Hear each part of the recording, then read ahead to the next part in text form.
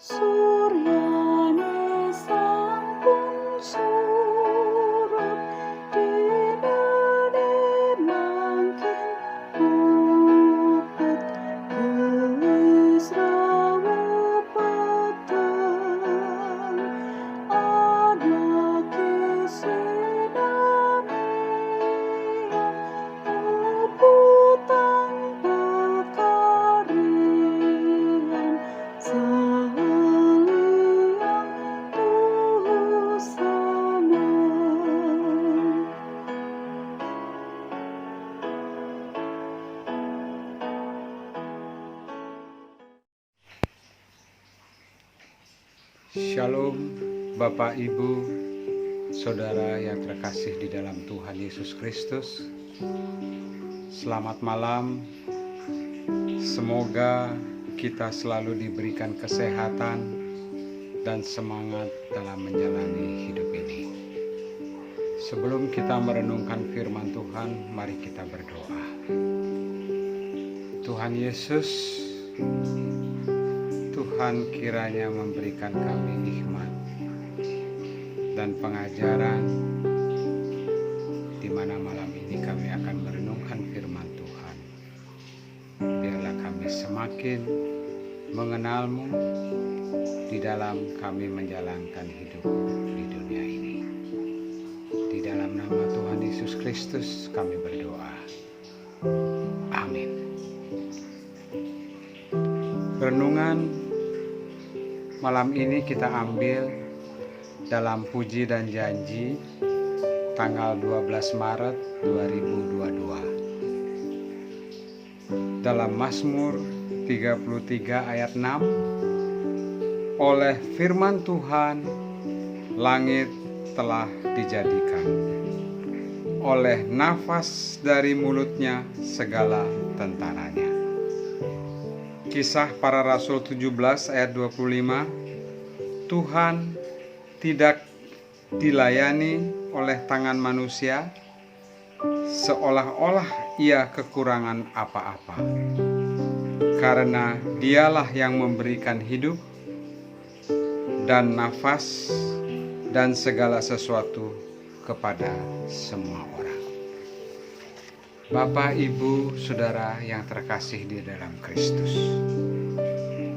Di Athena, Rasul Paulus menjumpai sebuah mezbah dengan tulisan kepada Allah yang tidak dikenal.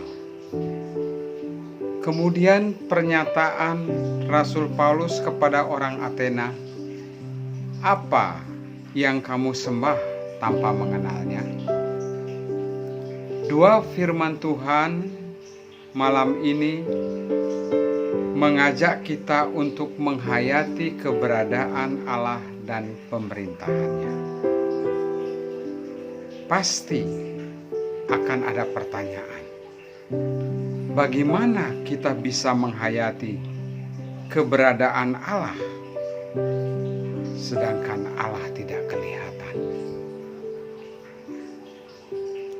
Dalam puji-pujian, pemazmur mengungkapkan penghayatannya akan keberadaan Allah dalam firman-Nya di dalam Mazmur 33 yang baru kita baca, di mana dia dapat menghayati bagaimana Allah bekerja dan melaksanakan tugasnya dengan adanya bumi, langit yang kita lihat, dan juga manusia yang ada di bumi ini, dan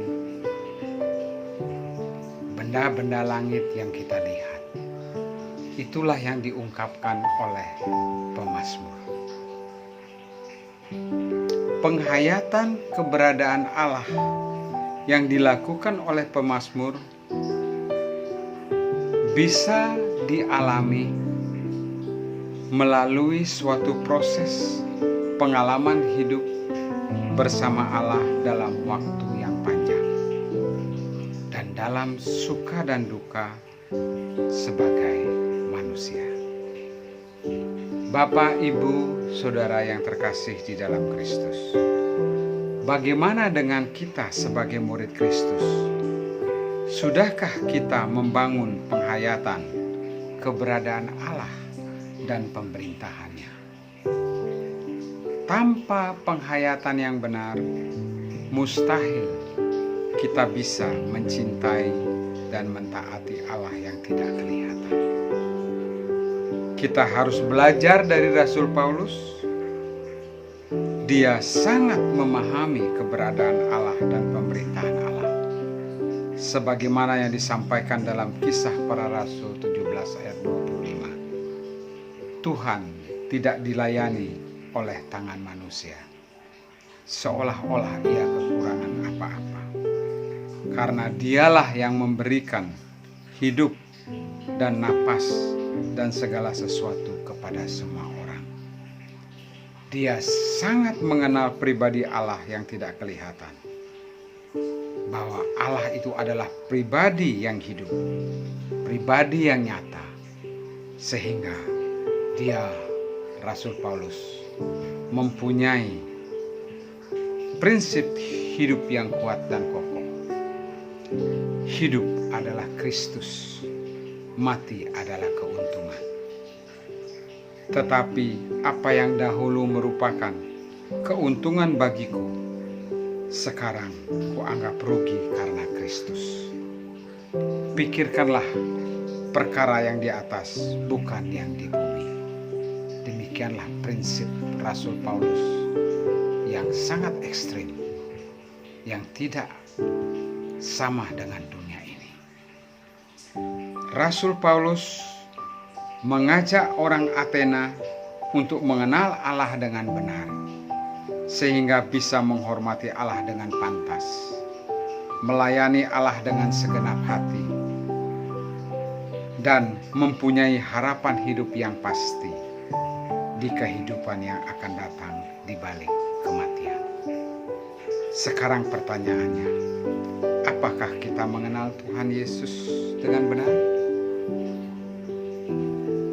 Atau kita hanya mengenal Tuhan Yesus di pikiran saja dan melalui ucapan bibir saja, tetapi kita tidak ada menghayati keberadaan Tuhan Yesus di dalam hidup kita?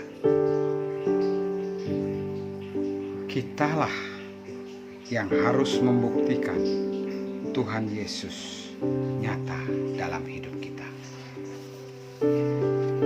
Melalui pengalaman hidup yang telah kita lewati dengan berbagai pengalaman hidup dan peristiwa hidup, kita membangun penghayatan yang benar mengenai keberadaan Tuhan Yesus. Melalui hidup kita, kiranya keluarga dan sesama kita harus melihat Tuhan Yesus dalam seluruh perbuatan kita. Melalui hidup kita, keluarga dan sesama kita harus melihat surga di dalam hidup kita, seperti apa yang dijanjikan oleh Tuhan Yesus. Melalui hidup kita, keluarga dan sesama kita harus dapat merasakan damai sejahtera Allah dalam kehidupan kita. Semoga renungan malam ini menjadi berkat bagi kita semua. Amin. Mari kita berdoa. Terima kasih Tuhan atas firman-Mu malam ini. Jadikan kehidupan kami ini menjadi saksi Kristus di dunia ini, bahwa hidup kami inilah kami mewakili Tuhan Yesus dalam kehidupan ini, sehingga mereka melihat Tuhan Yesus melalui seluruh perbuatan kami. Bimbinglah kami Tuhan dalam seluruh aspek kehidupan kami, dan ampuni kami apabila kami melakukan perbuatan yang tidak sesuai dengan kehendak-Mu, sehingga menjadikan kami batu sandungan dan mencemarkan akan kehormatan Tuhan Yesus.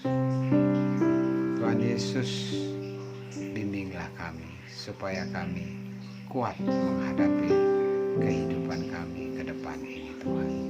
Di dalam nama Tuhan Yesus Kristus kami berdoa. Amin. Demikian renungan kita malam ini, kiranya akan menjadi berkat dan memberikan kekuatan kepada kita. Tuhan Yesus memberkati.